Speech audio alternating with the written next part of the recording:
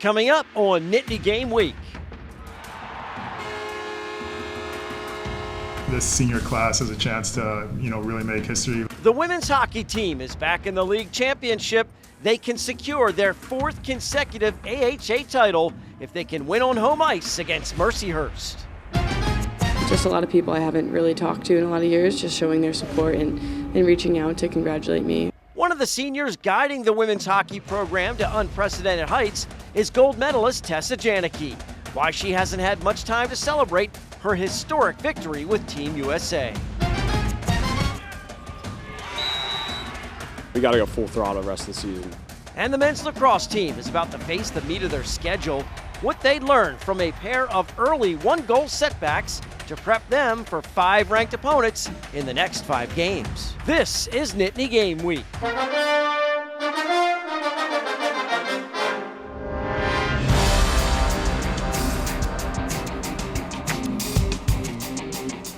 Hello everyone and welcome to Nittany Game Week. I'm Todd Sadowski alongside Ryan Yeh. A huge weekend for the wrestling team as they host the Big Ten Championships in the Bryce Jordan Center. Yeah, they've won the last 3 conference tournaments and go for number 4 in the BJC. Speaking of the postseason though, the men's and women's hockey teams reach the playoff season here and are both poised to make a deep playoff run. Later in the show, baseball returns from the Bahamas and men's lacrosse poisons an Ivy League squad. But we start with an Olympic return to the women's hockey team as they go for another league crown.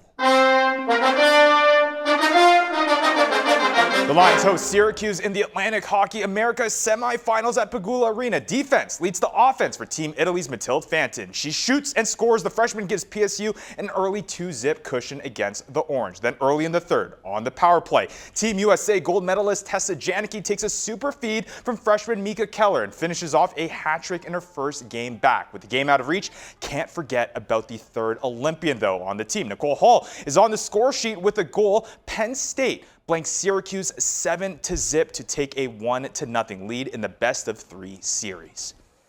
And same 2 teams back at it the next day. We're there in Hockey Valley for this one. Coach Campersol's team tied up at 1 in the second period. They go on the power play.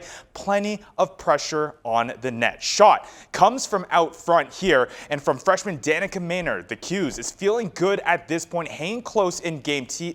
Goalie Katie Disa stops all 16 shots she faces in game 1.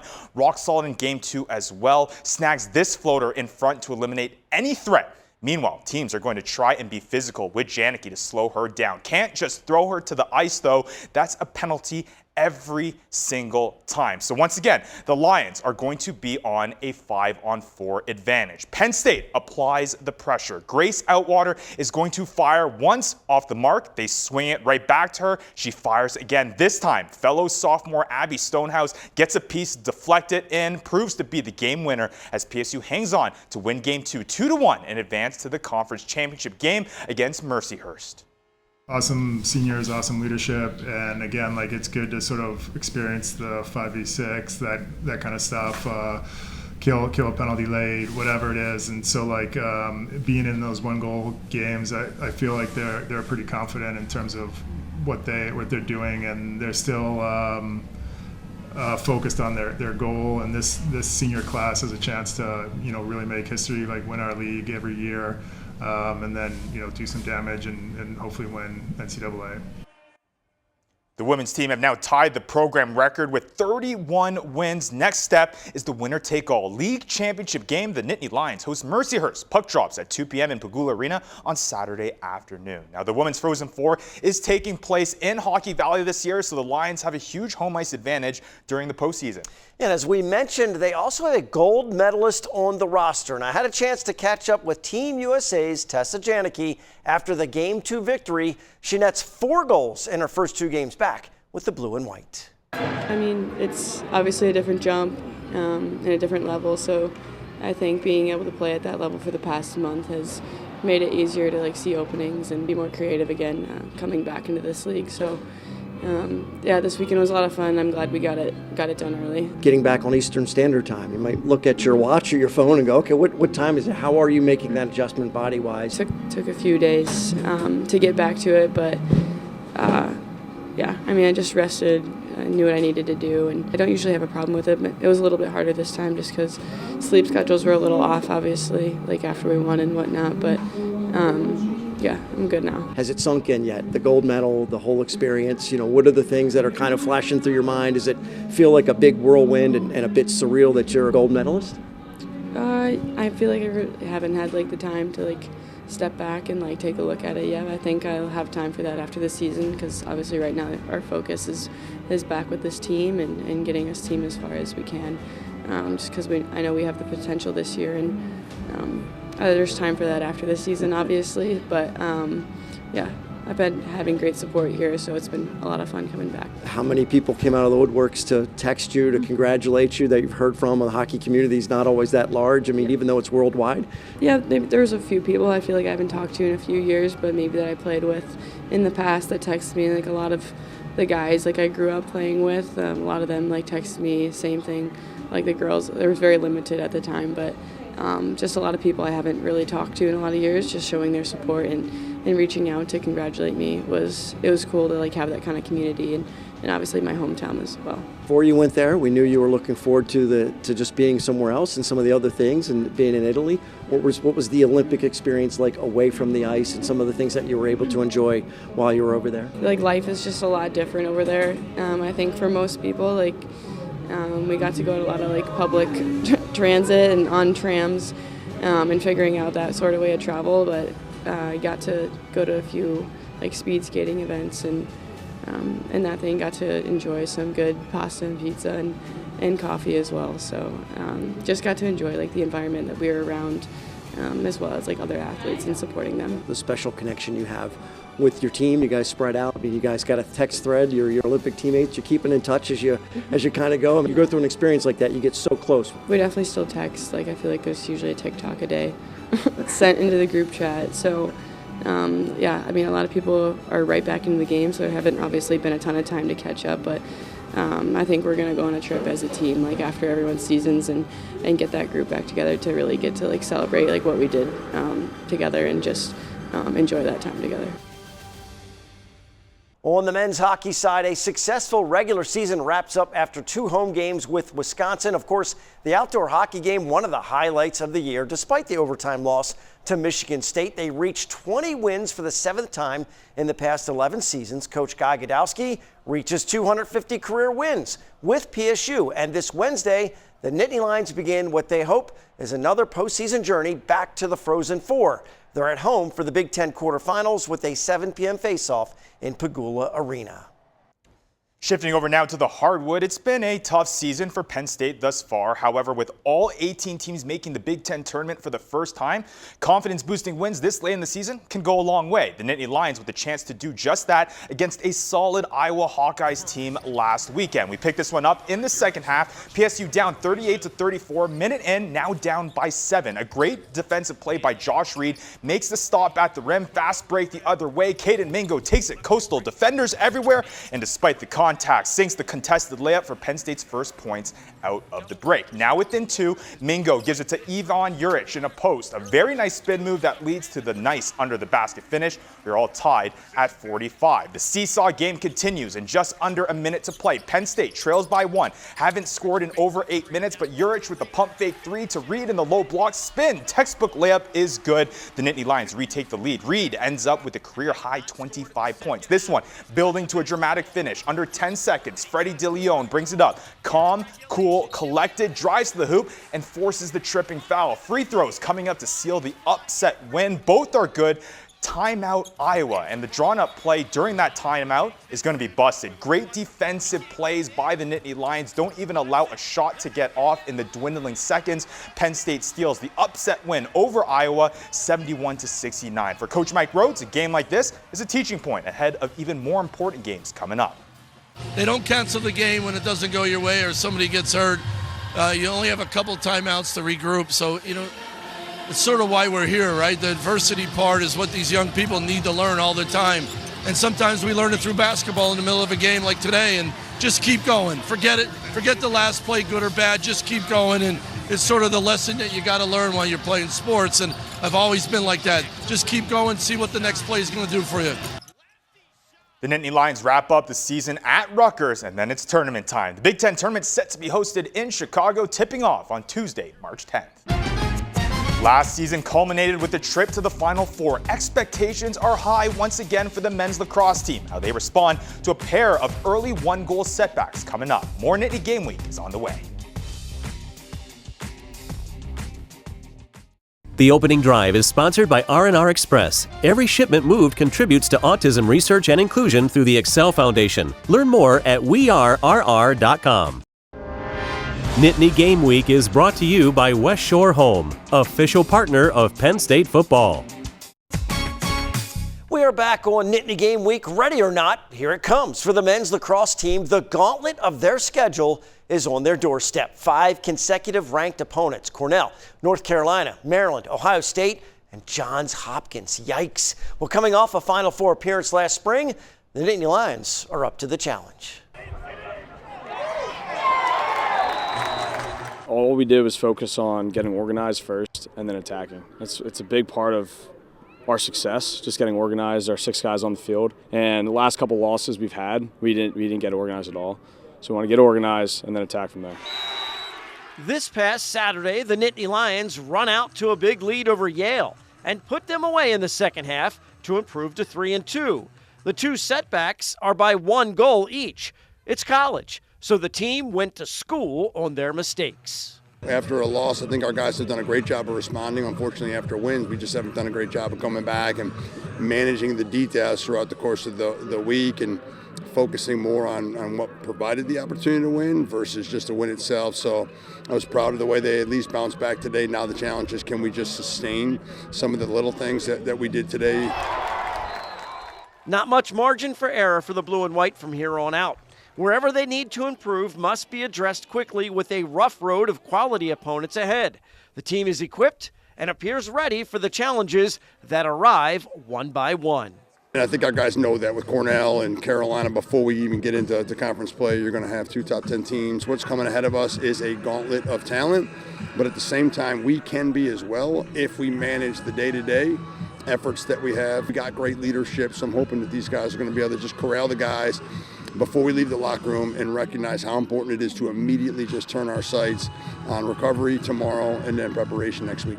Got to go full throttle the rest of the season. We've been coming out to a mindset this week and weeks moving forward with practices that, we're fighting to stay alive towards the end of the season. We can't really afford another loss, like you said, but it's good because it's bringing a lot of hunger in our guys. We kind of snapped into reality that, listen, this is the 2026 season. We've been waiting all fall for this, and we can't let it slip. So we're going to keep doing what we need to do to keep getting wins.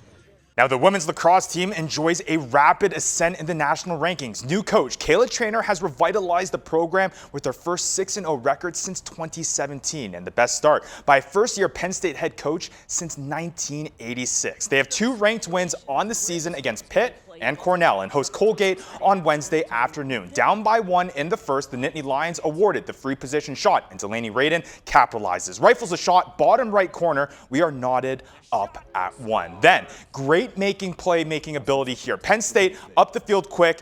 Ellie Wish spots Aiden Wayman driving to the net. Perfect pass, perfect finish. PSU up by 1. And the scoring keeps on coming, capitalizing on the turnover. Penn State the other way. Behind the net, Delaney Radin gets it to Wayman again. Second goal of the game makes it 3-1. The Nittany Lions score 6 unanswered. And in the end, take it 20-8 in dominant fashion and remain perfect this season at 7-0. Now, 9 former Nittany Lions take part in the NFL Combine in Indianapolis. Perhaps the most intriguing prospect to watch is quarterback Drew Aller. Everyone in Happy Valley knows the physical tools are there. Aller shows off his strong arm and accuracy, could be the 3rd QB overall selected. Stock could be rising for running back Katron Allen, too. He is Penn State's all-time leading rusher after splitting carries for 4 years with Nick Singleton. Allen ran well in drills and showed off his receiving skills. The individual who really turned heads, though, is defensive lineman Zane Durant, mostly with his straight line speed as he runs a 4.75 time that is faster than both Dak Prescott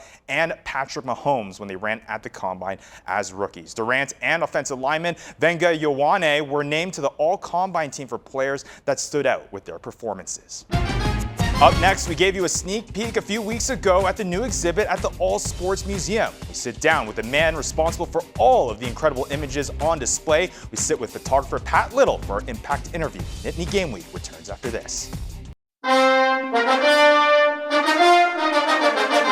Welcome back to Nittany Game Week. We gave you a sneak peek last month at the new exhibit on display at Penn State's All Sports Museum entitled The Way I Saw It. It's a photography retrospective highlighting the Nittany Lions sports programs between the years of 1977 through 2005. And the images come from the extraordinary work of Pat Little. I had the pleasure of sitting down with Pat to discuss the exhibit and the process of consolidating a career's worth of photographs for the public to enjoy.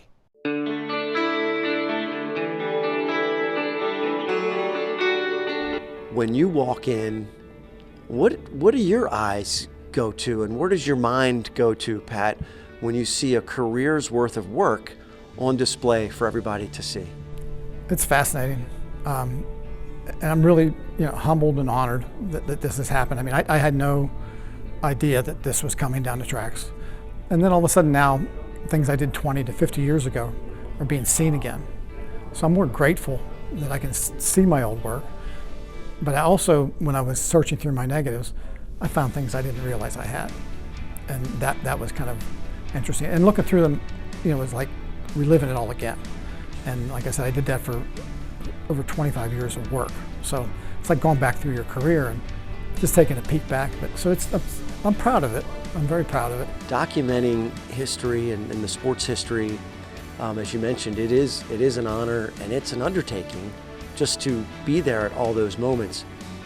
Where did you even begin with this process when it comes to the collection? It started after my initial conversation with Lou, when he asked me to do this, and then I realized how much work it was going to be. And when I sat down and looked and tried to figure out how I was going to do all this, I had stacks and stacks and piles of stuff. And I knew it was, it's a finite number, but it's a lot. I just started with book number one and just started with my very beginning of my career in 1977 when I started with the Daily Collegian. I went through all my stuff. I looked at everything. And I was mainly searching by sports. I mean, if I pulled out a sleeve of negatives, I'd see that it was sports, and I'd hold it and then see if it was Penn State or not. And sure enough, I just went through one book at a time. Go through a book, move it over. Go through another book and move it over. And it just took me 9 straight months of that. You've got fans, you've got stadiums, you've got coaches. What will people notice about how all-encompassing this is? Our drive in this whole thing was when you come to see the images here, that you feel something. You feel like you're remembering a time, remembering a place, remembering a play or a player, or just a feeling you had. And that's what we wanted to invoke. We just wanted to invoke some kind of feeling. And as you walk through, I think you get that. I mean, some of these things will make you smile, some will make you laugh, and some of them will make you cry. So we did our job. There are images here that have never been published. And that's what I really like, because the things that didn't make print that I might have liked better that made print that day are now surfacing. And there's images here nobody's ever seen. You say you wanted to evoke a feeling and some emotion. So what does it mean to you? What kind of feeling do you think it's going to, and emotions will it evoke as far as the general theme about Penn State? I think it shows a great deal of pride. I mean, it shows pride from me of my work, but I think through the images that we selected, we showed the experience of being a fan. We showed the experience of being an athlete. What does it take to do this, as an athlete? I mean, it's an incredible amount of time and energy to become an athlete like this. So I was just hoping that I captured something that they did. And then with the fans are there too, and I tried to capture how the fans reacted and what they did, and and the things peripheral to the sports, like the band and the cheerleaders and things like that. So it's the whole experience of being going to a Penn State athletic event is what I think we brought forward here in ways you may have never seen them before. Thanks to Pat for the time and great insight behind some of his indelible images. Make sure you go to NittanyGameWeek.com for all of our Impact interviews, along with other web exclusive content. Don't go anywhere, still to come. Baseball in the Bahamas, not a bad place to end February. How the team fares in the tropical setting next. We're heading into the final minutes on Nittany Game Week. Nittany Game Week is brought to you by West Shore Home, official partner of Penn State football.